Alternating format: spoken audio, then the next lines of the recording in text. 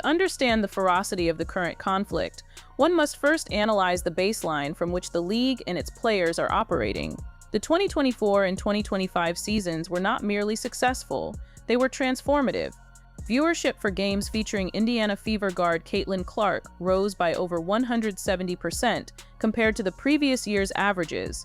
Attendance records were shattered, and the league secured a historic media rights deal valued at $2.2 billion over 11 years, promising a massive influx of capital beginning in 2026. However, the economic reality for the players remained tethered to the 2020 collective bargaining agreement, ratified just months before the COVID-19 pandemic. The 2020 CBA was designed around revenue targets that the pandemic decimated, preventing the triggering of a 53% revenue split for players. Consequently, while the league's valuation and revenue skyrocketed in 2024-2025, player salaries remained capped by a system that increased the salary cap by a fixed rate of only 3% annually. This disconnect created a revenue lag where the league's owners and investors saw their asset values balloon, while the labor force, specifically the stars driving this growth, were locked into compensation structures designed for a pre-viral WNBA. The players argued that the business model of the 2020 CBA was obsolete. A critical, festering wound in the league-player relationship was the prioritization clause introduced in the 2020 CBA. Historically, WNBA players supplemented their income by playing overseas, often earning 5 to 10 times their WNBA salaries. The WNBA, seeking to protect its brand, implemented rules requiring players with more than 2 years of experience to report to training camp by specific dates or face suspension. This created immense friction.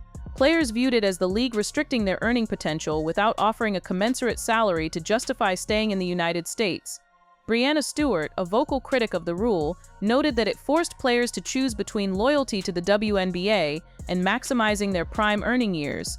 This resentment laid the groundwork for the creation of domestic alternatives like Unrivaled. The erosion of trust between Commissioner Cathy Engelbert and the player base accelerated dramatically in September 2024. During an appearance on CNBC's Power Lunch, Engelbert was asked to address the darker, more menacing tone of social media discourse, specifically regarding the racialized toxicity directed at players like Angel Reese in the context of her rivalry with Caitlin Clark. Engelbert's response was viewed as a catastrophic failure of moral leadership. Attempting to frame the situation through a purely commercial lens, she stated, "The one thing I know about sports, you need rivalry.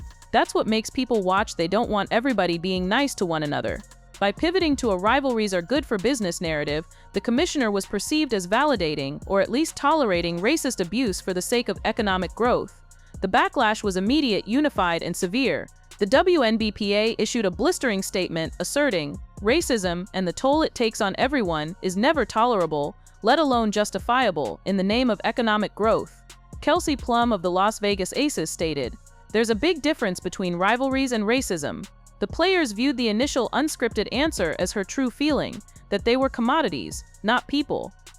The tension culminated in a highly public dispute involving Minnesota Lynx star Napheesa Collier, which serves as the snap point for the commissioner's credibility. In her exit interview in September 2025, Collier delivered a 4-minute speech characterizing the WNBA front office as having the worst leadership in the world. Collier revealed details of a private conversation she had with Engelbert in February 2025, painting a picture of a commissioner who was dismissive and patronizing. According to Collier, when she pressed Engelbert on why rookie stars like Clark, Reese, and Paige Buchers were paid so little relative to their revenue impact, Engelbert allegedly replied that Clark should be grateful she made $16 million off the court because without the platform that the WNBA gives her, she wouldn't make anything. Collier further alleged Engelbert said players should be on their knees thanking their lucky stars for the media rights deal she secured. These alleged comments reinforced a paternalistic view that the league makes the players rather than the players making the league. Engelbert denied making these specific comments, calling the characterization categorically false, but the players largely rallied behind Collier. Following these events, speculation regarding Engelbert's job security intensified. The rationale was that Engelbert's relationship with the players was too fractured to survive long-term.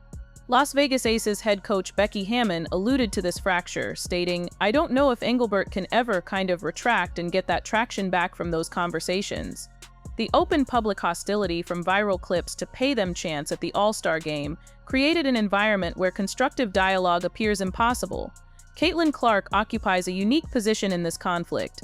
As a rookie in 2024, she had no formal power within the union, but her economic impact, driving viewership up 170% and selling out arenas, made her the most powerful leverage tool the union possessed.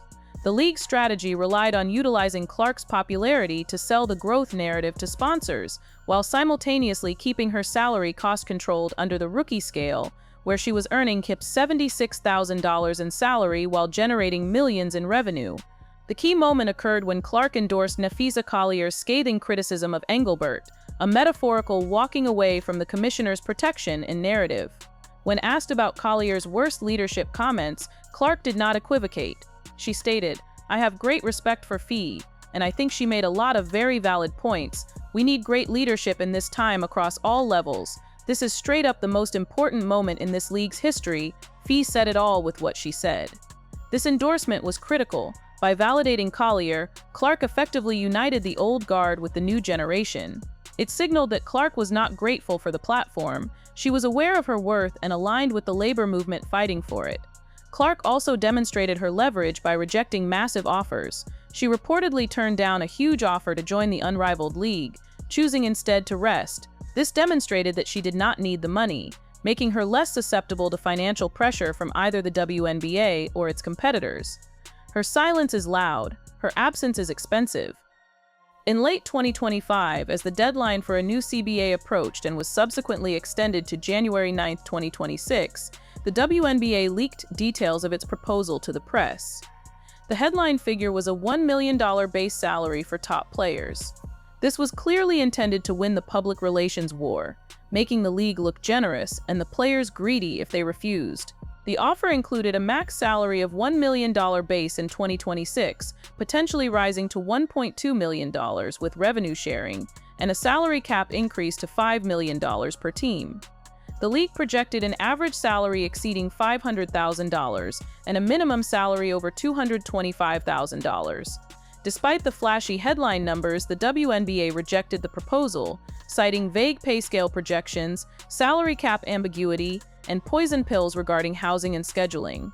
Players and analysts quickly pointed out a fundamental flaw in the league's math. The league claimed an average salary of $500,000. With a standard WNBA roster of 12 players, this would require a total team salary of $6 million.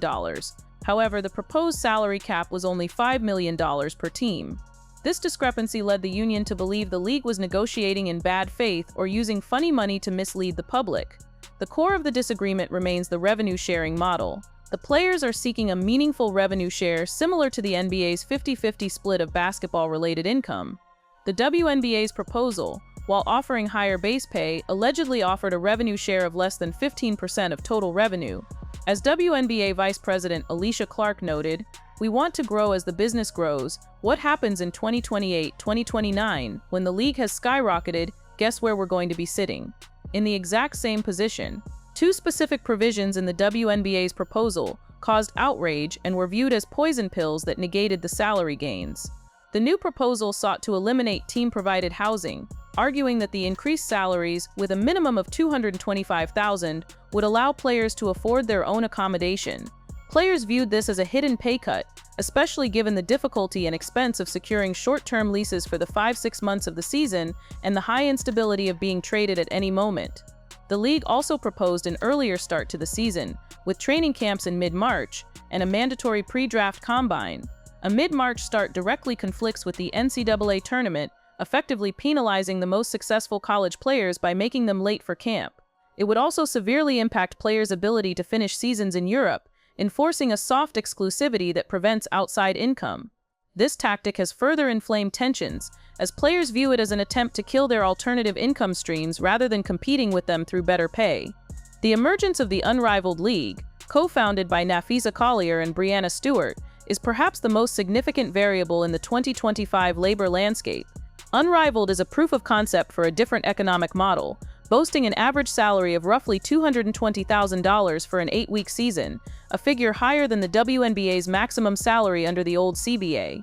Crucially, Unrivaled offered a 15% equity pool to its inaugural players, allowing athletes to benefit from the league's future valuation growth, precisely what they are being denied in the WNBA negotiations.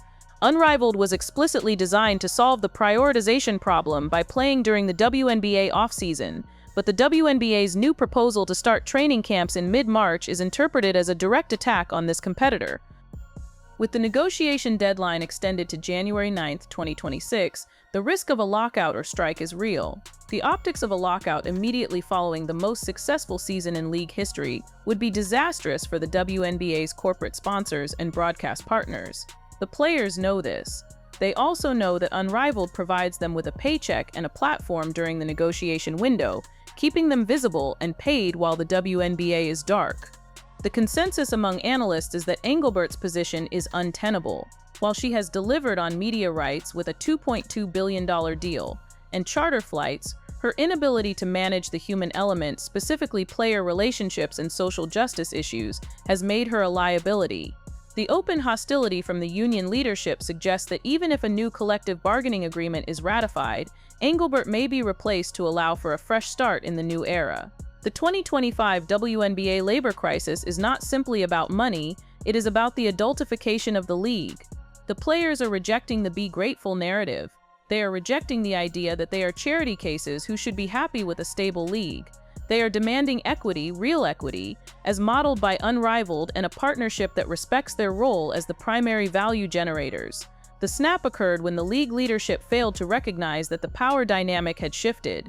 Caitlin Clark, Napheesa Collier, and Brianna Stewart have utilized their collective leverage to reject the status quo. The players have walked away from the offer, and they have the leverage to stay away until the offer matches the unrivaled reality they have built for themselves.